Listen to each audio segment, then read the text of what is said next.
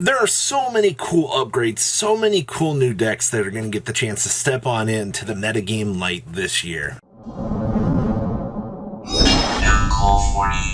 Alright, 34% of you, you know you haven't smashed living crap out of the subscribe button. Smash it so we can climb up the 100k ladder here. Now, I want to talk about top 5 personal decks and some other off choices that I'm sure many of you are excited for this year.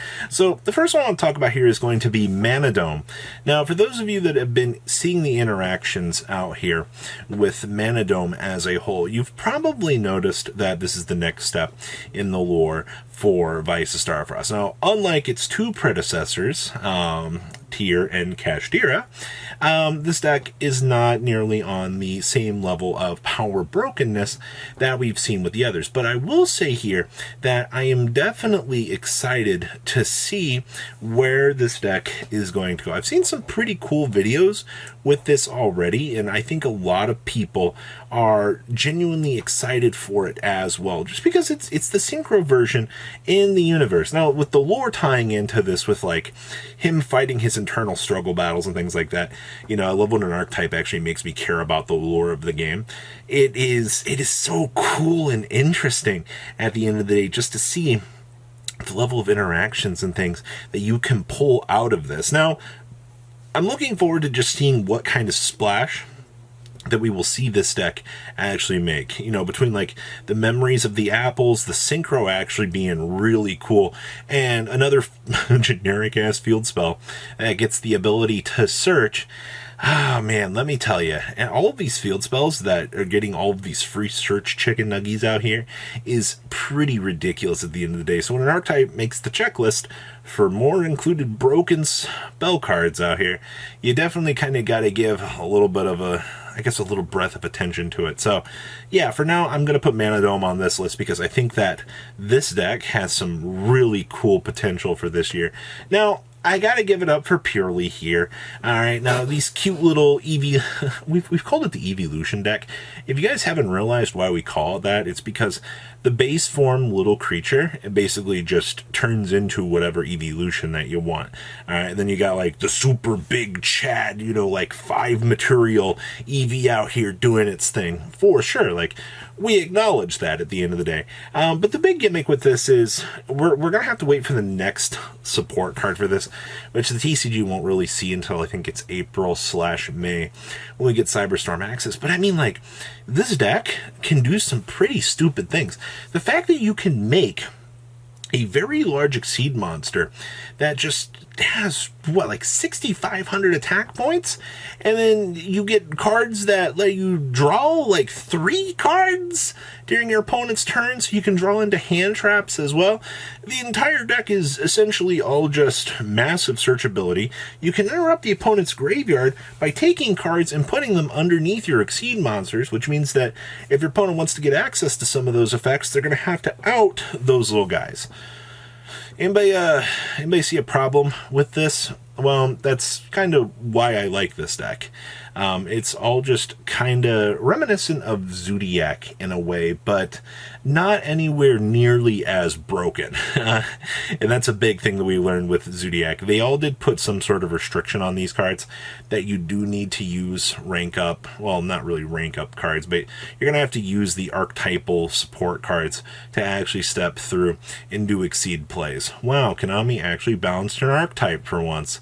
Yeah, they did, and it actually has, I would say, competitive viability in the rogue category for sure. All right, like, this deck is so cute and adorable, and you should honestly want to give it a shot too later on in the year. All right, now I also got to give a shout out here to the whole Constellar, the whole Satellar Night, the whole gosh darn solar system of stars out there that players just got the chance to get because of they finally tied the two lures together.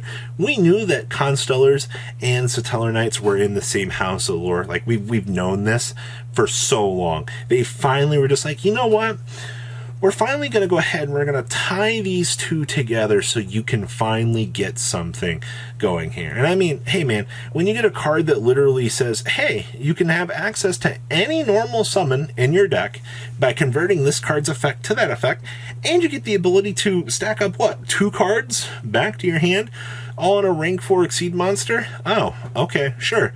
Also, did I mention that this card is entirely generic for what it brings to these decks? So this year is going to be a pretty big year for Constellars and Satellar Knights, just strictly because they got their new support. Now, how relevant that these cards will be, I mean, it's going to depend on how much access do you need to Constellar Knight Diamond. You know, how powerful is making the big Teller Knight monster the card that punishes dark decks? Like, now that we've kind of started to see the OCG head on out of, you know, the dark plague that has been tier, even though the deck is still there, if you kind of noticed, I do think that there is some sort of cool viability to this card, or at least to the whole Constellar thing. So that's why I'm like looking forward to it, is because like I'm a huge fan of like Constellars. One of the few people everybody's like, Robbie, you should just go like Satellar Knights. I was playing Constellars back when Evil Storm was, you know, pretty big. All of the cool support has been like very, very welcome.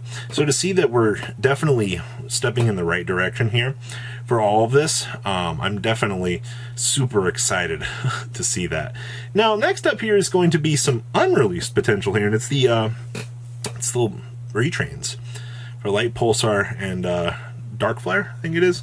For those of you that do not know, the next structure deck for the Yu-Gi-Oh! R series is Chaos Dragons.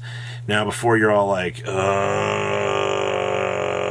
great, more Chaos support. Well, here's the big thing, all right? We all know that Chaos has been getting huge upgrades as of late, all right? They're doing fantastic with doing these. The only thing that we really need to speed up the process for these, at least for Chaos in general, for Light Pulsar and, you know, those other little Chaos monsters here, for retrains, is they're probably going to have to give you the ability to maybe create a card that gives you the ability to banish from your deck instead of the graveyard. And I think possibly on the remake Afterburner on that, if they could really find a way, because just making a generic Send a Light and Dark from deck to graveyard, it's not going to happen. All right, unless you're going to say, hey, you can only special monsters that require banishing Light and Darks from the graveyard, then I'd be fine with that. But if you're going to open up too much of a generic door there, you're going to be asking for some trouble. So I'm really looking forward to this potential unreleased stuff here, because it's really so much potential.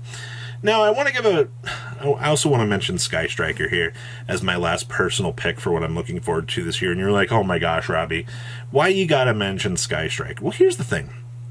Sky Striker has been getting all these new support cards. The OCG just gave them back 2 Kagaris. The OCG is doing so many things right now with this deck, getting so much more support. I've loved the archetype, the way that it plays, the fact that it plays like spell books in terms of having your entire arsenal that you can have access to with Engage. Like, having your entire deck be a toolbox option that you can pull from at any point in time is so unique and awesome.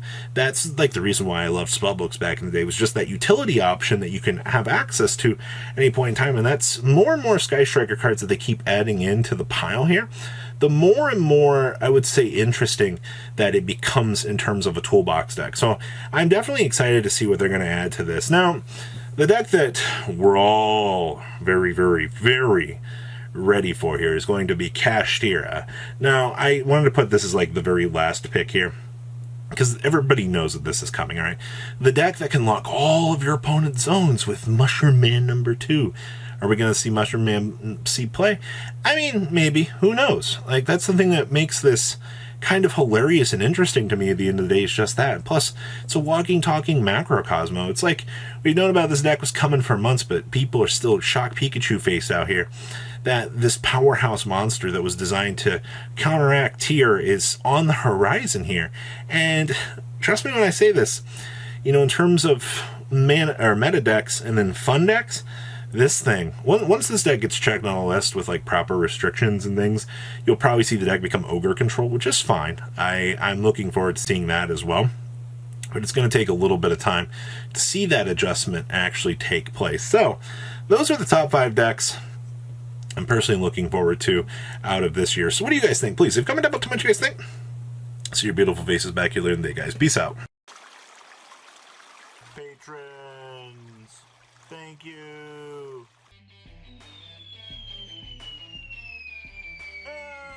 ya!